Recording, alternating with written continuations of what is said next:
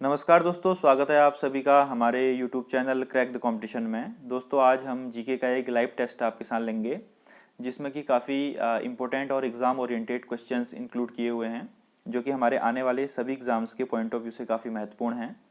दोस्तों सेशन को अधिक से अधिक शेयर कर दीजिए। एक छोटा सा सेशन है जिसमें कि काफ़ी इंपॉर्टेंट क्वेश्चंस इंक्लूड किए गए हैं, तो अधिक से अधिक अपने ग्रुप्स में इसको शेयर कर दीजिए ताकि ज़्यादा से ज़्यादा लोग हमारे साथ जुड़ जाएँ। फिर हम सेशन को शुरू करते हैं। इसमें सभी क्वेश्चंस आपको हिंदी और इंग्लिश दोनों लैंग्वेज में अपीयर होंगे।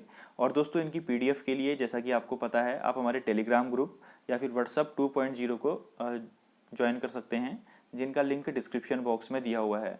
यहाँ पर आपको हमारे प्रीवियस और अपकमिंग सभी वीडियोज़ की पीडीएफ फ्री में अवेलेबल हो जाएंगी। ठीक है, तो अधिक से अधिक शेयर कर दीजिए। तो शुरू करते हैं दोस्तों। आज का पहला प्रश्न आप कमेंट बॉक्स में आंसर देने की कोशिश कीजिएगा, ठीक है ना। इससे आपका रिवीजन हो जाएगा और जीके के क्वेश्चंस की प्रैक्टिस हो जाएगी। सभी क्वेश्चंस प्रीवियस ईयर के प्रैक्टिस सेट से लिए गए हैं, ठीक है। तो इम्पोर्टेंट सेशन है। शुरू करते हैं आज का पहला प्रश्न। तो पहला प्रश्न है दोस्तों, इसका आंसर कमेंट बॉक्स में लिखने की कोशिश कीजिएगा। निम्न में कौन सा बंदरगाह लैगून पर विकसित किया गया है? विच port is developed on the lagoon? तो कौन सा बंदरगाह है जिसको कि लैगून, जो कि एक सॉल्ट वाटर लेक होती है, ठीक है ना, खारे पानी की झील होती है लैगून, समुद्र के पास में स्थित होती है। तो कौन सा पोर्ट है? Option number C, Kochi port. Kochi port को लैगून पर डेवलप किया गया है। चलिए अगला प्रश्न है, हड़प्पा सभ्यता के किस स्थल से रथ की सुंदर कांस्य की मूर्ति मिली है? From which place of Harappan civilization had a bronze statue of beautiful chariot found? तो चैरियोट मतलब रथ होता है, तो एक रथ की ब्रॉन्ज की स्टैच्यू मिली है, वो कौन से हड़प्पन साइट से मिली है दोस्तों? इसका आंसर बताइए। इसका आंसर है दैमाबाद। ऑप्शन नंबर ए, दैमाबाद से एक रथ की ब्रॉन्ज की स्टैच्यू मिली है। दैमाबाद कहाँ स्थित है? दैमाबाद है दोस्तों अहमदनगर, महाराष्ट्र में, ठीक है ना। अहमदनगर डिस्ट्रिक्ट महाराष्ट्र में दैमाबाद साइट है हड़प्पन सभ्यता की, वहाँ से मिला हुआ है। ये है दोस्तों, देखिए, ठीक है ना। ये है वो रथ का स्टैच्यू जो कि दैमाबाद से मिला है। और ये है दोस्तों डांसिंग गर्ल। ये क्वेश्चन भी एग्जाम में पूछा जाता है कि डांसिंग गर्ल, ये भी एक ब्रॉन्ज की स्टैच्यू है, ये कहाँ से मिली है हड़प्पन साइट में? ये मिली है मोहनजोदाड़ो से, ठीक है ना। ये जो डांसिंग गर्ल है इसका नाम, और ये भी एक ब्रॉन्ज की स्टैच्यू है, ये मोहनजोदाड़ो से मिली हुई है। तो इसको ध्यान रखिएगा, एग्जाम में क्वेश्चन पूछा जा सकता है। अगला प्रश्न है, बहुत महत्वपूर्ण प्रश्न है। सिंधु घाटी सभ्यता के लोग किस पालतू पशु से परिचित नहीं थे? Indus Valley civilization people were not familiar with which domestic animal? तो इसका राइट आंसर क्या होगा? इसका राइट आंसर होगा दोस्तों ऑप्शन नंबर डी, हॉर्स। तो जो इंडस वैली सिविलाइजेशन, सिंधु घाटी सभ्यता के लोग थे, वहां पर घोड़े के कोई प्रमाण नहीं मिले हैं। इसका मतलब क्या था कि वो लोग हॉर्स से फैमिलियर नहीं थे या फिर उससे परिचित नहीं थे। Option number D is right answer. दोस्तों अधिक से अधिक शेयर कर दीजिए ताकि सभी लोग इसमें जुड़ जाएं, और वीडियो को लाइक जरूर कीजिए। एटलीस्ट जितने लोग देख रहे हो प्लीज़ वीडियो को लाइक कर देना। अगला प्रश्न है, मुगल प्रशासन के दौरान सेना के मुखिया को किस नाम से जाना जाता था? What was the chief of army called during the Mughal period? तो मुगल पीरियड में चीफ ऑफ आर्मी को क्या कहा जाता था? जो आर्मी का चीफ होता था उसको कहा जाता था दोस्तों, आंसर लिखिए, उसको क्या कहा जाता था? मीर बख्शी। बहुत बढ़िया, option number C, Mir Bakhshi is right answer. तो मुगल पीरियड में चीफ ऑफ आर्मी को क्या कहा जाता था? मीर बख्शी कहा जाता था। यह मिलिट्री अपॉइंटमेंट और प्रमोशन के लिए रिस्पॉन्सिबल होता था, और आर्मी का पूरा एडमिनिस्ट्रेशन भी मीर बख्शी के द्वारा ही किया जाता था, ठीक है ना। जो दीवान होता था दोस्तों वो क्या होता था? Finance minister. दीवान क्या होता था? Finance minister. और सूबेदार क्या होता था? जो सूबे होते थे, ठीक है ना, जो सूबे होते थे, प्रोविंस होते थे, उनका गवर्नर होता था सूबेदार। तो इसका राइट आंसर हो जाएगा option number C, Mir Bakhshi, ठीक है ना। चलिए अगला प्रश्न, बहुत इंपॉर्टेंट क्वेश्चन है। निम्नलिखित में से किस स्थान पर अलकनंदा तथा भागीरथी रिवर का संगम होता है? Eight which of the following places is the Confluence of Bhagirathi and Alaknanda river? तो भागीरथी और अलकनंदा रिवर किस स्थान पे मिलती हैं, संगम होता है उनका वहां पर? बताइए इसका आंसर। इसका आंसर है Devprayag. Option number D, Devprayag. और देवप्रयाग कहाँ पर स्थित है? देवप्रयाग जो है दोस्तों उत्तराखंड के टिहरी गढ़वाल डिस्ट्रिक्ट में है। कहाँ पर है? उत्तराखंड के टिहरी गढ़वाल डिस्ट्रिक्ट में प्रेजेंट है देवप्रयाग। देवप्रयाग इसका राइट आंसर है। अलकनंदा और भागीरथी का संगम कहाँ पर होता है? देवप्रयाग में होता है, ठीक। चलिए अगला महत्वपूर्ण प्रश्न, निम्नलिखित में से कौन सा देश आसियान का सदस्य नहीं है? सबसे पहले आसियान का फुल फॉर्म क्या होता है? ध्यान से सुनिए, आसियान का फुल फॉर्म होता है association of south east Asian nation. Association of south east Asian nation. तो इसके टोटल कितने मेंबर है बताइए जरा कमेंट बॉक्स में। तो दोस्तों एशियान के टोटल कितने मेंबर हैं? 10 मेंबर। वेरी गुड, 10 मेंबर हैं एशियान के।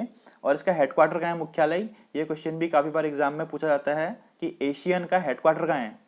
एशियान का हेडक्वार्टर है जकार्ता, इंडोनेशिया। कहाँ है? जकार्ता, इंडोनेशिया में, ठीक है। और इसमें 10 कंट्री हैं, Brunei, Cambodia, Indonesia, Laos, Malaysia, Myanmar, Philippines, Singapore, Thailand और वियतनाम।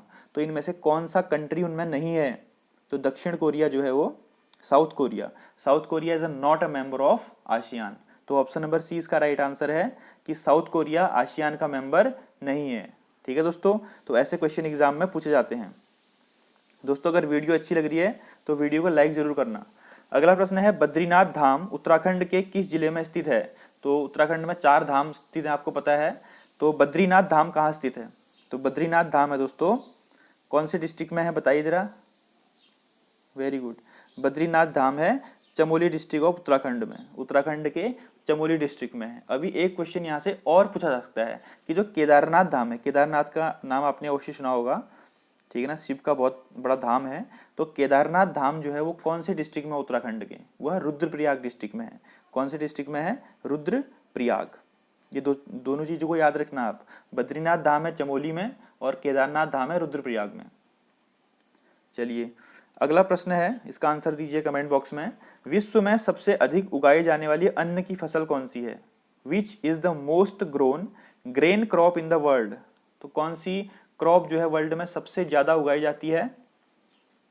यस, इसका राइट आंसर है ऑप्शन नंबर बी, राइस या फिर चावल। तो चावल जो है दोस्तों सबसे ज्यादा अन्न की फसल है जो वर्ल्ड में उगाई जाती है। और चावल का सबसे बड़ा उत्पादक देश कौन सा है? चाइना। कौन सा है? चाइना। और सेकंड नंबर में है इंडिया, ठीक है ना। चावल का सबसे बड़ा उत्पादक देश है चाइना और सेकंड मोस्ट उत्पादक देश है इंडिया। इसको ध्यान रखिएगा, ये क्वेश्चन भी एग्जाम में पूछा जा सकता है। एक महत्वपूर्ण क्वेश्चन और आ गया दोस्तों, भारत रत्न पदक के फलक पर क्या अंकित रहता है? What is inscribed on the face of Bharat Ratna? तो भारत रत्न आपने देखा होगा इंडिया का हाईएस्ट सिविलियन अवार्ड है, जिसको कि 1954 में स्टार्ट किया गया था। और 1954 में सबसे पहले किसको दिया गया था? डॉक्टर राधाकृष्णन को, सी राजगोपालाचारी और सीवी रमन को दिया गया था। इन 3 लोगों को 1954 में दिया गया था, ठीक है ना, 1954 ईस्वी में दिया गया था। तो इसके फलक पर क्या अंकित रहता है बताइए। यस, इसके फलक पर रहता है सूर्य, ऑप्शन नंबर बी, ठीक है ना। इसके फलक पर सन का साइन होता है और इसमें देवनागरी लिपि में क्या लिखा जाता है? भारत रत्न। तो देखिए इसको देख लीजिए आप, ये सूर्य का साइन है एक, ठीक है ना, सन है और यहाँ पर भारत रत्न लिखा गया है। ये किस स्क्रिप्ट में लिखा गया है? देवनागरी स्क्रिप्ट में। और यह कौन सा पत्ता है जिसपे इंस्क्राइब है? यह है पीपल का पत्ता। और पीपल के पत्ते का वैज्ञानिक नाम क्या होता है? Ficus religiosa, FICUS, ficus religiosa, ठीक है ना। तो इसको आप ध्यान रखिएगा और यहाँ से जितनी भी इंफॉर्मेशन मैंने आपको बताई है उसको ध्यान में रखिएगा। अगला प्रश्न, महत्वपूर्ण प्रश्न है, वह जीव कौन सा है जो वायु प्रदूषण को मॉनिटर करता है या फिर वायु प्रदूषण का सूचक होता है? Which is the organism that monitors air pollution? तो इसका आंसर क्या होगा दोस्तों? जो कि एयर पोल्यूशन को मॉनिटर करता है वो होगा lichen, option number C. Lichen को वायु प्रदूषण का सूचक भी कहा जाता है। एक क्वेश्चन आपसे पूछा जा सकता है कि वायु प्रदूषण का सूचक या फिर इंडिकेटर ऑफ एयर पोल्यूशन किसे कहा जाता है? तो लाइकेन को कहा जाता है। लाइकेन क्या होते हैं दोस्तों? ये सल्फर डाइऑक्साइड और H2S जो कि एयर पोल्यूशन में गैसें होती है ना, उनके प्रति बहुत सेंसिटिव होते हैं। तो जैसी ये गैसें लाइकेन के संपर्क में आती हैं तो ये डिस्ट्रॉय हो जाते हैं या डेड हो जाते हैं। तो इससे हमें क्या पता चलता है कि भाई इस एरिया में वायु प्रदूषण बढ़ गया है। तो option number C is right answer, ठीक। अगला प्रश्न, अगला प्रश्न है दोस्तों, मानव शरीर की सबसे बड़ी कोशिका कौन सी होती है? Largest cell of human body. इसका राइट आंसर क्या होगा? इसका राइट आंसर होगा नर्व सेल। तंत्रिका कोशिका जो है वह सबसे बड़ी कोशिका होती है ह्यूमन बॉडी की। Largest cell of human body is nerve cell, option number A इसका राइट आंसर है। दीवान ए अर्ज या सैनिक कार्य विभाग की स्थापना किसके द्वारा की गई थी? द दीवान ए अर्ज वॉज फाउंडेड बाई। दीवान ए अर्ज का अर्थ होता है सैनिक कार्य विभाग, ठीक है ना, सैनिक वर्क डिपार्टमेंट या फिर मिलिट्री वर्क डिपार्टमेंट। इसकी स्थापना किसके द्वारा की गई थी? कौन से राजा के द्वारा की गई थी? इसकी स्थापना की गई दोस्तों बलबन के द्वारा।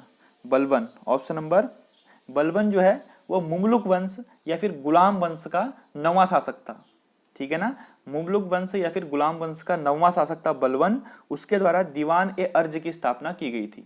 तो इसका आंसर क्या हो जाएगा? Option number C. दोस्तों ये क्वेश्चन एग्जाम में पूछे गए क्वेश्चन है, तो इसीलिए इनको आप क्या करेंगे ध्यान से, ऑप्शन नंबर सी इसका राइट आंसर है। अगला प्रश्न, अगला प्रश्न बहुत ही इंपॉर्टेंट है, इसका आंसर देने की कोशिश कीजिएगा। भारत का कुल क्षेत्रफल दुनिया के कुल भौगोलिक क्षेत्र का कितना प्रतिशत है? Total area of India, question पे ध्यान दीजिए। Total area of India is how much percentage of total geographical area of the world. तो वर्ल्ड के टोटल ज्योग्राफिकल एरिया का कितना परसेंट इंडिया का एरिया है? तो 2.4%, ठीक है ना, पूरे वर्ल्ड के क्षेत्रफल का 2.4% इंडिया का क्षेत्रफल है। तो इसका आंसर हो जाएगा ऑप्शन नंबर बी। अच्छा क्वेश्चन था ये। बेगम रजिया सुल्ताना के पिता कौन थे? Who was the father of Begum Razia Sultana, ठीक है ना। तो बेगम रजिया सुल्ताना दिल्ली सल्तनत पर शासन करने वाली फर्स्ट और लास्ट लेडी थी, एकमात्र और महिला शासक थी, यानी कि ये पहली भी थी और इसके बाद कोई महिला शासक नहीं हुई, ठीक। तो ये किसकी पुत्री थी? यह इल्तुतमिश की पुत्री थी, ठीक है ना। इसने 1236 से 1240 तक दिल्ली सल्तनत पर राज किया। 1236 से 1240 तक इसने राज किया। और बेगम रजिया सुल्ताना के पिता कौन थे? इल्तुतमिश थे। दोस्तों इसको सुल्ताना इसलिए कहा जाता है क्योंकि जो मेल किंग होते थे तो उनको सुल्तान कहा जाता था। जो जब ये फर्स्ट लेडी बनी तो इसने अपना पदवी चेंज कर ली, सुल्ताना रख लिया इसने अपना नाम, ठीक है ना। अगला है निम्नलिखित लोक नृत्यों में से कौन सा राजस्थान के साथ जुड़ा हुआ है? Which of the following folk dance is related to Rajasthan. बताइए इसका आंसर कि राजस्थान का कौन सा फोक डांस है इनमें से? विधि है, गेर, रऊफ या झोरा। तो दोस्तों गेर जो है ऑप्शन नंबर बी, गेर राजस्थान का एक लोक नृत्य है। अभी यहाँ से आप ध्यान से सुनिएगा, मैं जो आपको लोक नृत्य बताऊंगा राजस्थान के, ये एग्जाम में काफी बार पूछे गए हैं और पूछे जा सकते हैं, ठीक। एक तो घूमर है, आपने घूमर घूमर वाला सॉन्ग जरूर सुना होगा, तो घूमर। दूसरा है कठपुतली, कठपुतली डांस आपने देखा होगा।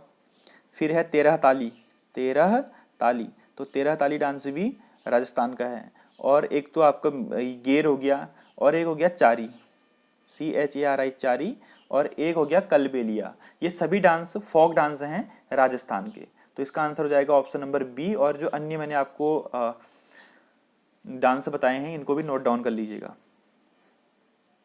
अगला प्रश्न है कौन सी पर्वत श्रृंखला दक्कन के पठार को भारत गंगा मैदान से अलग करती है? इसका आंसर बताइए। Which mountain range separates the Deccan plateau from the Indo Gangetic plain. तो विंध्य रेंज, कौन सी रेंज? विंध्य रेंज जो है वो दक्कन के पठार को इंडो गैंगटिक प्लेन से अलग करती है।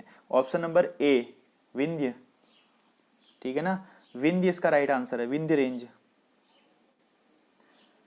फिर है दोस्तों निम्नलिखित में से किससे कुनैन निकाला जा सकता है? From which tree in the following is quinine extracted. Quinine जो है ये मलेरिया में यूज होने वाली एक दवाई है, ठीक है ना, और ये सिनकोना ऑफिसिनेलिस, सिनकोना जिसका वैज्ञानिक नाम है सिनकोना ऑफिसिनेलिस, उसके बार्क से निकाली जाती है। तो ऑप्शन नंबर सी इसका राइट आंसर है दोस्तों, ठीक है, सिनकोना से निकाली जा सकती है कुनैन, और मलेरिया के ट्रीटमेंट में यूज होती है। अगला मोस्ट कॉमन और इजी क्वेश्चन जो कि काफ़ी बार एग्जाम में पूछा जाता है, भारतीय संविधान की प्रस्तावना में समाजवादी शब्द किस संशोधन द्वारा लाया गया था? Under which amendment was the word socialist added to the preamble of Indian constitution. तो दोस्तों भारतीय संविधान की प्रियम्बल जो प्रस्तावना होता है उसमें अभी तक सिर्फ एक ही बार अमेंडमेंट हुआ है। कब? 42nd अमेंडमेंट 1976, 42वें संविधान संशोधन के तहत जो भारत का प्रियम्बल है उसमें सोशलिस्ट और सेकुलर वर्ड डाला गया, और यूनिटी ऑफ द नेशन की जगह unity and integrity of nation डाला गया, ठीक है ना। तो 42nd अमेंडमेंट कब हुआ था? 1976 में, जब क्या लगी थी? इमरजेंसी लगी थी। निम्नलिखित में से कौन सा सबसे पुराना पुराण है? तो ये दिल्ली पुलिस कांस्टेबल के प्रीवियस ईयर के एग्जाम में पूछा गया क्वेश्चन है। विच इज द ओल्डेस्ट पुराना? तो आपको पता है हिंदू जो संस्कृति है या हिंदू जो रिलीजन है उसमें 18 पुराण होते हैं, 18 पुराण, ठीक है, ये भी पूछा जा सकता है। उसमें सबसे पुराना पुराण कौन सा है? मत्स्य पुराण, ठीक है ना। मत्स्य पुराण जो है वो सबसे पुराना पुराण है। और 4 वेद होते हैं दोस्तों, 4 वेदाज। तो सबसे पुराना वेद कौन सा है, ये क्वेश्चन भी एग्जाम में पूछा जाता है। तो ऋग्वेद, ऋग्वेद संहिता जो है वो सबसे पुराना वेद है, ऋग्वेद, ठीक है ना। सबसे पुराना वेद कौन सा है? ऋग्वेद। लास्ट क्वेश्चन है दोस्तों, इसका आंसर दीजिएगा। इसका ये मैं इंग्लिश में नहीं बना पाया, सॉरी। फिरोज शाह तुगलक द्वारा स्थापित दार उल सफा क्या था? तो दार उल सफा एक ऑर्गेनाइजेशन था, वो क्या था जिसको कि फिरोज शाह तुगलक ने बनाया था? वो एक खैराती अस्पताल या फिर एक हाउस ऑफ हेल्थ उसको कहते थे उस टाइम पे। तो हाउस ऑफ हेल्थ या फिर एक अस्पताल होता था। Option number B is right answer. Dar ul सफा एक अस्पताल था। तुगलक वंश के जो शासक था फिरोज शाह तुगलक ने बनाया था इसको। तो दोस्तों ये थी वीडियो, थैंक्स फॉर वॉचिंग, ठीक है ना। जितने लोग देख रहे हो प्लीज़ जाने से पहले एक बार वीडियो को लाइक कर देना और अधिक से अधिक शेयर कर देना दोस्तों, काफ़ी इंपॉर्टेंट क्वेश्चन है। Thank you, have a nice day, have a good Sunday.